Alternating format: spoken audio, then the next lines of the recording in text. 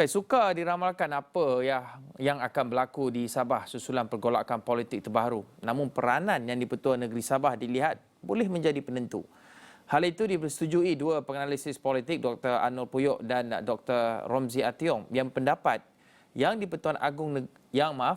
di-Pertua Negeri mampu memainkan peranan seperti yang dilakukan yang di-Pertuan Agong di peringkat Persekutuan pasca pilihan raya umum ke-15 untuk meredakan situasi tegang ketika ini.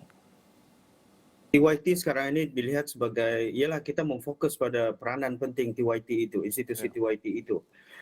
Saya rasa antara tindakan yang Tun boleh lakukan ialah melakukan benda yang sama seperti apa yang dilakukan oleh Duli Yang Maha Mulia yang di-Pertuan Agong.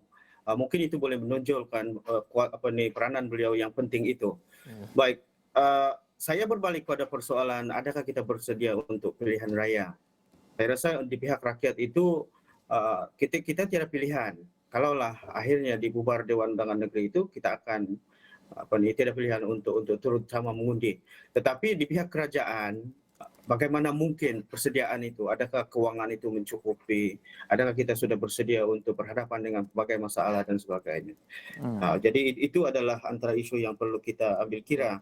Tapi dalam konteks untuk peranan TYT itu, kita mengharap sangat beliau melakukan sesuatu yang sudah semestinya kita kehendaki. Sebab kita tidak mau benda-benda yang berlaku pada awal kemerdekaan berulang. Contohnya ketika ketidaksefahaman di antara APCO dengan USNUD dahulu yang mana akhirnya timbullah kekacauan.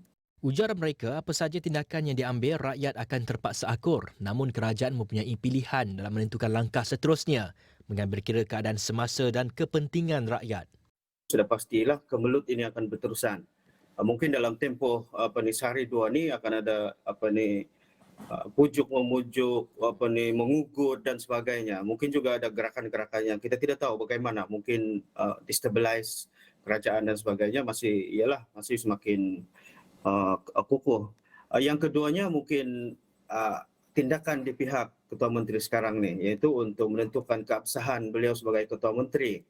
Itu boleh dilakukan di Dewan Undangan Negeri, yang mana kita tahu pada 10 hari bulan ini akan ada persidangan Dewan Undangan Negeri, dan mungkin itu peluang yang boleh digunakan oleh Yang Amat Berhormat Ketua Menteri untuk menentukan sama ada beliau ini sememangnya Ketua Menteri yang sah atau sebaliknya. Pilihan terakhir yang kita boleh lihat ialah mengadakan pilihan raya sekali lagi. Ramai orang mengatakan bahwasanya pilihan raya masih tidak boleh dilakukan, tapi saya melihat bahwasanya itu adalah kuasa prerogatif TYT. Jadi tiadalah istilahnya dia tidak boleh dilakukan. Cumanya yang saya nampak kita berhadapan dengan pelbagai isu. Kalaulah kita lakukan pilihan raya itu, ekonomi kita pun masih bermasalah. Datang lagi masalah gelombang COVID-19 yang terkini. Pengerusi Barisan Nasional Sabah Datuk Seri Bong Mokhtar Radin pada Jumaat mengumumkan parti itu menarik sokongan kepada Ketua Menteri Sabah Datuk Seri Haji Jinor. Hal ini menyaksikan kerajaan GRSBN telah terkubur di Sabah.